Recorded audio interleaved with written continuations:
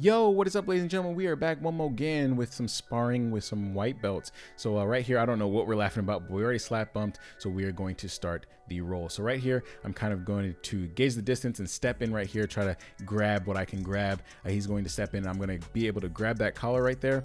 And what I'm going to do now is kind of pull him closer to me because he's kind of really basing his butt back, and I'm going to try to go for an ankle pick, excuse me, right there. I'm not able to do it. He's going to start foot sweeping, and I'm going to step that foot back. And right here, I'm just going to pull into guard because what I'm working for this roll was X guard. If you watch my other video entering the guard, the X guard, this is one of the sequences that I was able to pull off. So I use the X guard to come up for the sweep and initiate the pass. So right here, what I'm doing with the X guard is I'm dropping my right leg down to his ankle. He's able to kind of base and not allow me to get the sweep. So right here, when he puts his hand on my collar, I'm going to grab that grip, and now he has no post on that side, the side closest to me. So what I'm going to do now is just extend that leg out and come up for the sweep right here. I made a mistake. I should have really came up without putting my head down because he could have gotten a triangle. But right there, I immediately chain the sweep to the pass. That's what I like to do with X guard. As soon as I come up, I'm immediately looking for either a knee cut pass or an X pass or a smash pass. One of those passes that I like to do.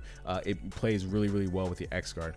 So right here, I'm in side control, and he's going to try to figure out how to stop my side control. So what I'm doing is keeping a nice grip around his head, keeping my forearm and pressure on his chin, and kind of stopping him from getting out of the side control. So right here, what I was able to do was step over by grabbing the pant leg, step over to the mount position, and right here I'm working the armbar. So what I've been doing recently is watching Hafa's masterclass on the armbar. So I've been really trying to work getting back to basics and hitting the armbar from the mount. So right here, he's able to kind of, what you can't really see how he was defending, was he was putting a cross grip across his neck, stopping me from lifting up the elbow. So I decided to base and hold the mount a little bit longer. Position over submission is the name of the game. So right here, I'm setting up the S mount position, really putting a lot of weight and pressure into him.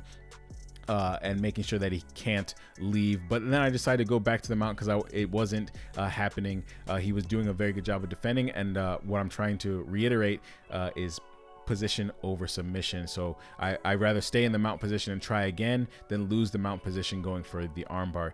So right here, I'm kind of just keeping my pressure nice and heavy on him, making sure that he can't escape the mount. And what you saw my arm doing right there is a sneaky Ezekiel. So I'm able to get the Ezekiel in, and I'm going to lock it in right here and get the tap for the submission.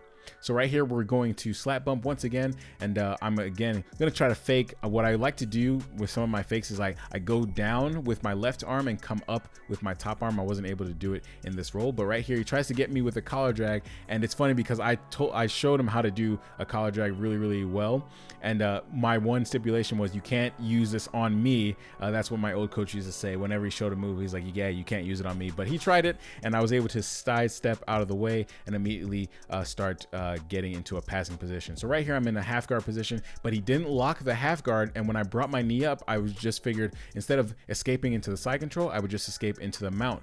So I was able to escape the half guard into the mount position. And again, I'm keeping nice heavy pressure because my goal with the submissions were just to get submissions from the armbar mount position. Like I said, I've been watching the Hafa masterclass on AOJ Plus, and I really just want to get back to the basics of the arm bars from the mount position. So that's what I wanted to do. Those were the only submissions I was really trying to go for.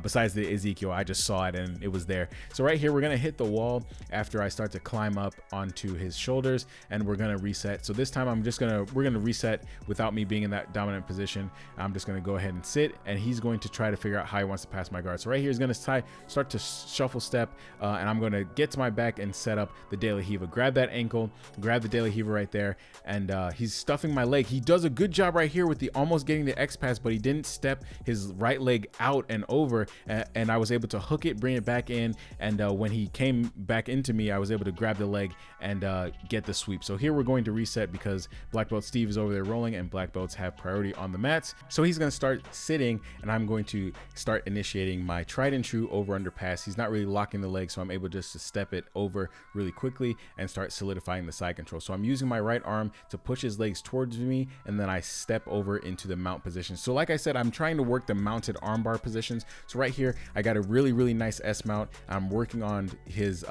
right arm to pull it away from his body and isolate it. So as soon as I'm able to get it, I step my left leg over and really put some pressure. And when I pull back, I get the armbar and the tap. So ladies and gentlemen, that is actually going to be the end of the roll. There was like 5 seconds left, and I was able to get the armbar at the end of the roll. So here we're gonna slap bump, and that's it.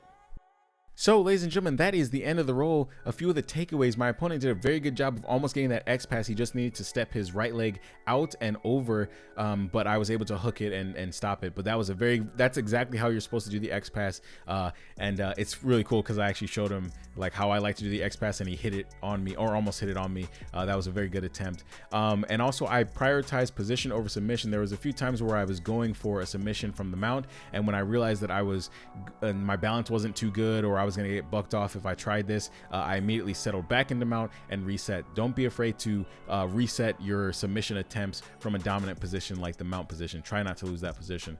So ladies and gentlemen, that is the end of the roll. I will catch you guys on the next one, and thank you guys for supporting the channel. It really truly does mean a lot to me, and I appreciate all the comments that you guys leave in the comment section and all the critiques on my game. If you have any more critiques, make sure you leave those in the comments. I'm always trying to get better, and I will catch you guys on the next one. Peace.